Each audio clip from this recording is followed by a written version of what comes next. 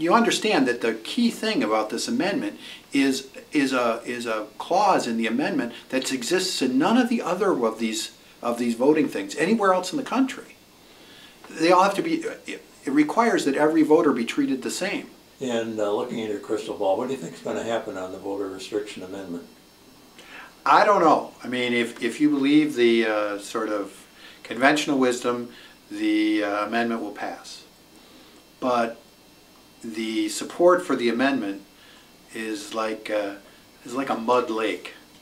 It's about 5 miles wide and about a quarter-inch deep. What do you think is going to happen on the enabling legislation side? One option would be that the Democrats have a disastrous election campaign, and that not only do the Republicans maintain control of the Minnesota House and Senate, but get veto-proof majorities. And they will then put down whatever they want to, and the governor will veto it, and they will override his veto, and it will become the law. If it's the same, in other words, there's no change, it's the 6-vote majorities for the Republicans, they will try to do that, the governor will veto it, and they're going to actually have to compromise and behave like responsible politicians. And I don't have any idea how it's going to work if nothing gets passed.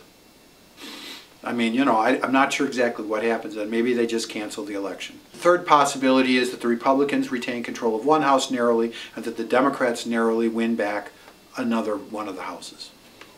Then, you know, you're gonna see the compromise position become even more crucial. The final thing would be if the Republicans have a bad election and the Democrats have a good election, and they retain control of both houses, then you'll see a Democratic version of this, which would probably have a wide variety of government-issued identification cards that would be acceptable. Those of us who got our driver's licenses before 1998 never had to produce identification documents, unlike, say, my kids, who had to produce a birth certificate and, you know, a drop of blood and the whole 9 yards. We never had to do anything like that because driver's licenses were never, as a police officer told me, this is not an identification card, son. This is proof that the person who looks like the person in this picture was minimally qualified to operate a motor vehicle in the state of Minnesota. I think if the Republicans have their way, same-day registration will disappear. There's no way it can go the way it is now if everybody has to be treated the same. These provisional ballots are the biggest joke in the world. I mean, what a chump. You know, it's not really a vote. It's a fraud. It's a bait and switch, as the Supreme Court Justice said, Mr. Page. Vouching has been used in this country since the first election. If I vouch for you, Bill, I'm vouching, betting that I'm right, and I'm betting with my freedom because it's a felony with a big jail sentence. And if you sign it saying you are who you are and you live where you live, you're betting that you're right, and you're betting with your freedom. In the early 70s, there was no limit at all when it was first introduced. The laws were then changed in a bipartisan way, and the number was reduced to 15, and that number was equal to the number, the ratio between staff and patients at a group home. That's where 15 came from. The reality is that in every state controlled by the Republicans, this has been introduced. Except for one case, it's been legislatively done.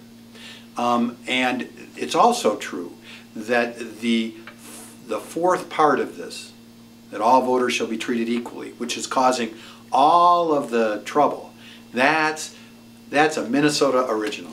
Okay, well, let's explore the legal implications. What kind of legal action do you see? Is there? It'll be interesting. You know, I suspect, remember that this is about power and who controls it. If it passes, I suspect you'll get some, I don't know who'll do it, I don't know whether we'll do it.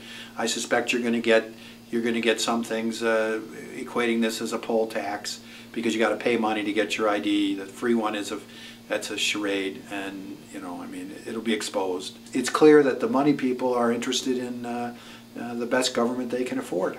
There is certainly no systemic voter fraud. No one's even been able to get a whiff of that except in the most paranoid of delusions.